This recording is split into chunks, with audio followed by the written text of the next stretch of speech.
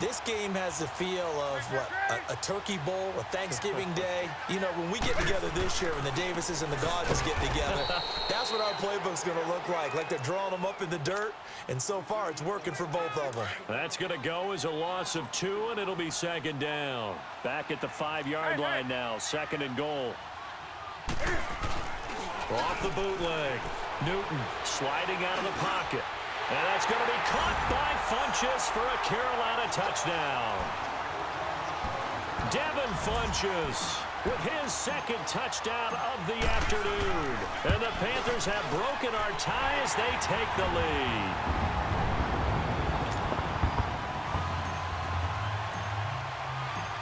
Catanzaro out now as he'll kick this one away.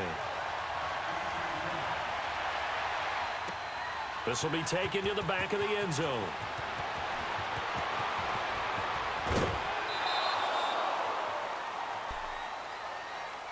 And the Rams getting set to go now. They're down here, but very much in this game. What's the tonality of a coach's talk when a game is within striking distance like this at intermission? Typically, what they're doing is emphasizing the things that went well in the first half and wanting more of that.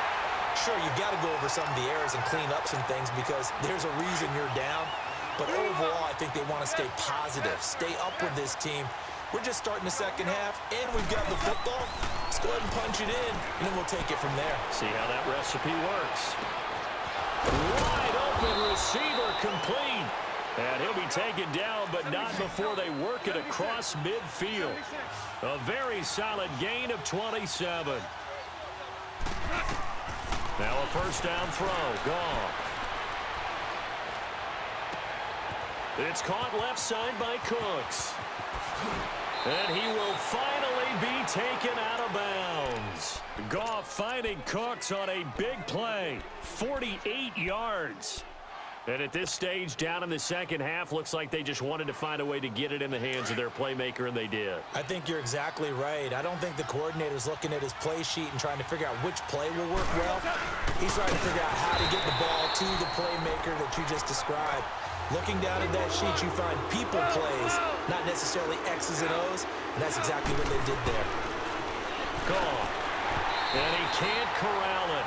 Maybe a big missed opportunity there defensively in the end zone. And now third down. Well, congratulations, Mr. Lucky. You know that's one that he would love to have back. That should have been picked off. Threw that one into a crowd. He's just so fortunate the defender couldn't. And he is into the end zone. Touchdown, Los Angeles. Todd Gurley punching it in from a yard away. And the Rams are an extra point away from tying up this football game. Zerline connects on the extra point, and we are all tied at 28.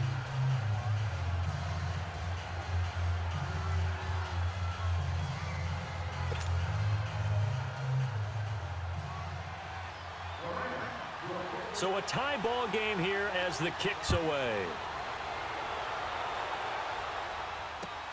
That'll be taken in the end zone.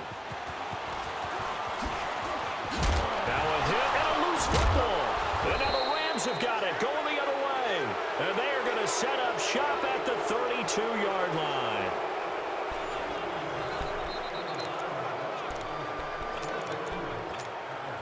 From the 32 now, here's first and 10.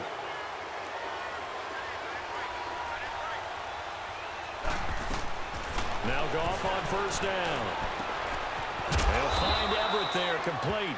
And he'll be a little shy of the 25 here at the 26-yard line. A gain of 6 there on first.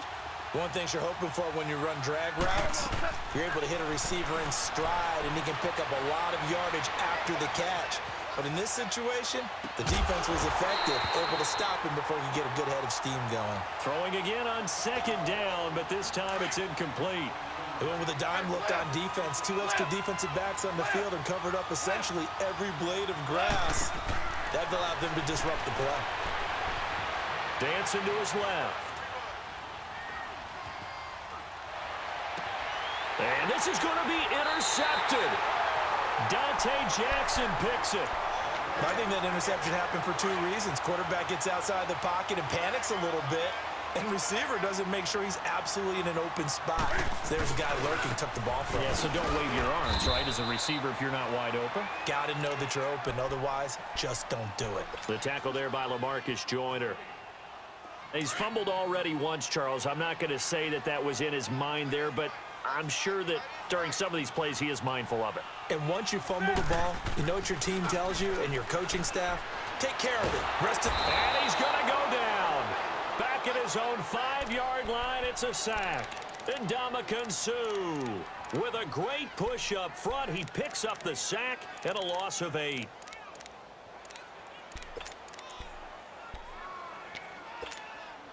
So now Cam leads the Panthers up following the sack. Carolina facing 3rd and long. From the gun, here's Newton. Steps away to his left. Aaron Donald in there to drop him, and back-to-back sacks now bring up 4th and long. Now this is where field awareness comes into play. He's getting perilously close to his own goal line, and after that sack, backed up to his own 2. Here's Michael Pilardi now as the drive goes backwards, so he's on to punt it away.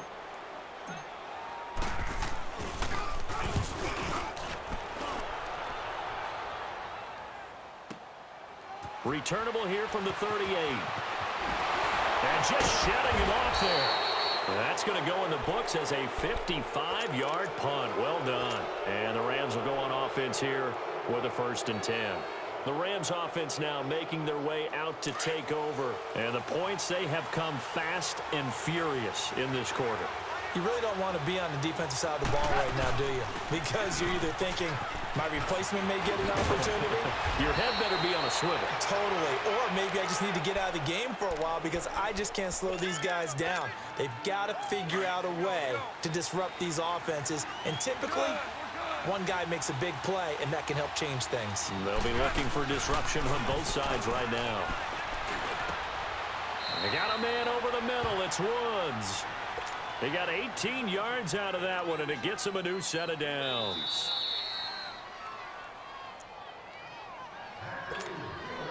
Back-to-back good plays have them on the move on 1st down.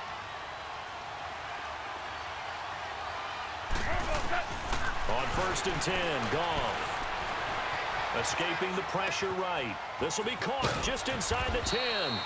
And he's brought down. 15 more there, and they're on a roll. It's another 1st down. 1st down now, but that clock rolling. And 2 big plays, one after the other. Now all of a sudden, they're on the march. Got to feel good about what they've just gotten done, and now feel really good about it. And he's going to take this one in for a Rams touchdown. Todd Gurley taking it in. And the Rams have broken our tie as they take the lead. Hey, that score deserves our respect, deserves our excitement. But I'm looking at the clock, and I'm thinking, there's a long way to go in this one. Ideally, they would have liked to milk a little bit more time off now. On the other sideline, you start to get the crew together and say, this is what we practiced the 2-minute drill for, right? Yeah, you hope you've been in that situation before, and if you haven't, you just have the confidence, hey, let's go down there and get this thing done. But, boy, that's a big score right there to give them the advantage. This is taken about 7 yards deep. Able to slither by. And the decision to bring it out, a good one, as he's up a yard or 2 shy of the 30. Carolina getting set to take the field. And a tight game after punting last time. See if they can get something going on this drive. As they head to the field now, with the game this close, you've got to feel there's a sense of urgency for them going on offense right now. But they have to do it without letting panic creep in and affect their play. Give them 13 yards on the opening play of the drive and also give them a 1st down.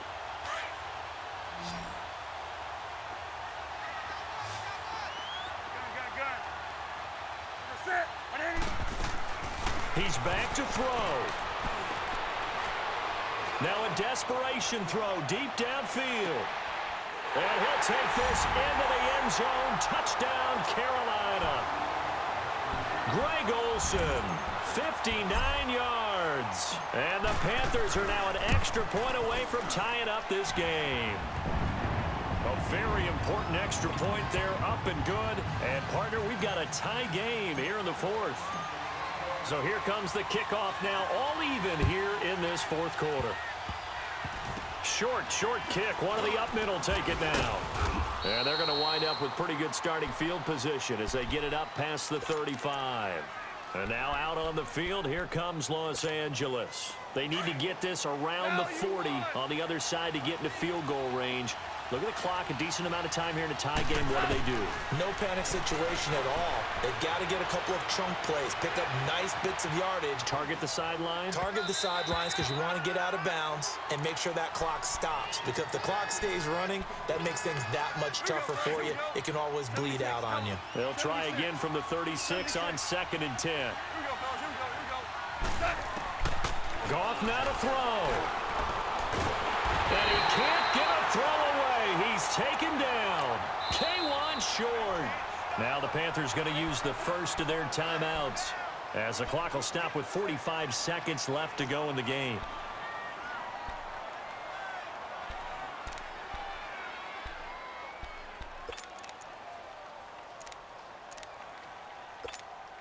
So Goff, he'll try to refocus after the sack. The Rams now set up with a tough one, a 3rd and long. Goff. And incomplete on the deep ball. There's definitely contact there, but it's the fourth quarter of a kind of tight game, and sometimes officials just say let them play. Kind of like your mom used to with you and your brothers. Just take the broom to you and send you out to the backyard and tell you to settle it yourselves. I like that, yeah. There was contact. I don't know, like you said, enough to warrant the flag. It was close, though.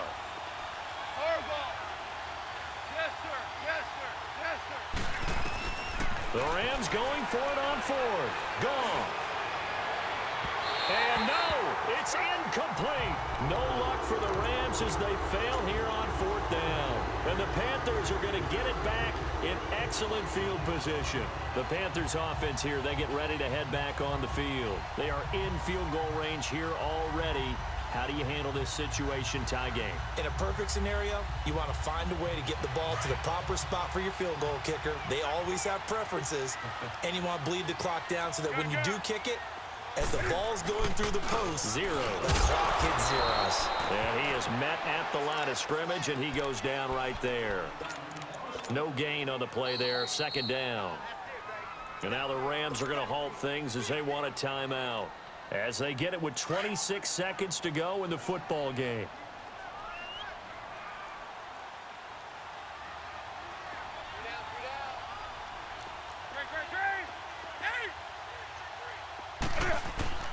Newton. And incomplete there. A nice hit. Jars the ball free and brings up 3rd down. Now we're in the situation where the quarterback's got to take full charge of his huddle. Got to totally command it, make sure all eyes are on him. All focus is locked in. Going to call multiple plays and go over different situations and scenarios to make sure everyone is on the same page. Big play coming up. Here's 3rd and 10. I would expect to see some pressure here. The pressure drops off as they'll look to throw. Buying time to his left. He can run for it, and he will. Decent gain on the scramble to 6, but now it's 4th. Okay, he's not going to get the first down, but this is still a nice job of buying some time and then running to get to the sideline and get out of bounds and avoid the big hit. So out on the field now, Graham Gano in a big spot. This to almost certainly win the football game. And his kick is indeed good. And it's celebration time on that sideline as they have taken the lead in the final seconds.